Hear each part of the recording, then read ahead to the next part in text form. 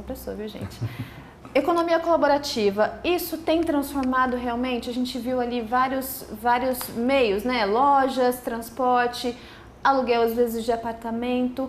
Isso tem transformado e agregado para a economia, William? Com certeza, é uma forma, digamos assim, uma forma que foi criativa no sentido de pensar novas formas de relação econômica.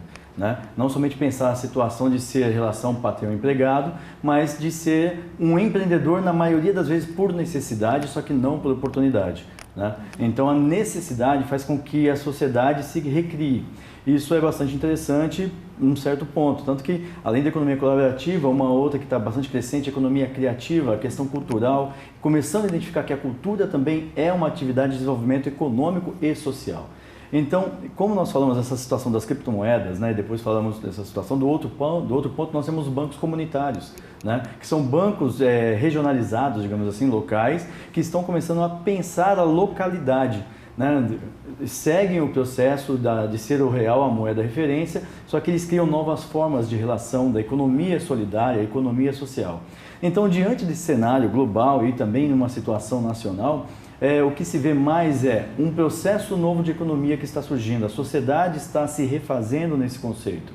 Tem os pontos positivos que nos levam a uma situação de criatividade para novas economias, porém, algumas situações nós temos que discutir, porque nós temos uma maioria das vezes, uma questão de precarização de trabalho, a pessoa trabalha muito mais vezes, só para a gente poder ter uma ideia, tem um estudo da Aliança Bike referente aos ciclistas entregadores de aplicativos, por aplicativos, né, da região da Paulista, que eles trabalham em média de 12, 14 horas por dia, 30 dias no mês para ganhar menos de um salário mínimo.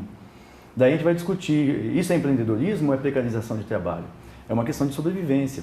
Então nós temos que começar a discutir até que ponto estas ações são salutares para a sociedade, principalmente para o indivíduo que está empreendendo, e discutir, está sendo uma economia, porque a economia não é somente gerar riqueza, é também qualidade de vida. Né? Então, se não for um processo no qual está gerando riqueza, mas alguém está perdendo, deixa de ser um crescimento de desenvolvimento econômico. Né? Porque uma questão é gerar riqueza, a outra é ter desenvolvimento econômico, que é fazer com que a riqueza melhore a qualidade de vida. Então, se não houver a associação desses dois, nós não temos, de fato, um benefício econômico e social para a sociedade. Precisamos de tudo, nos reconstruir, nos refazer, mas pensando na sociedade como sendo o foco principal, que afinal a economia, apesar de falar muitos números, é uma ciência humana. E a gente tem que discutir o indivíduo, e o indivíduo é o ponto central do processo econômico.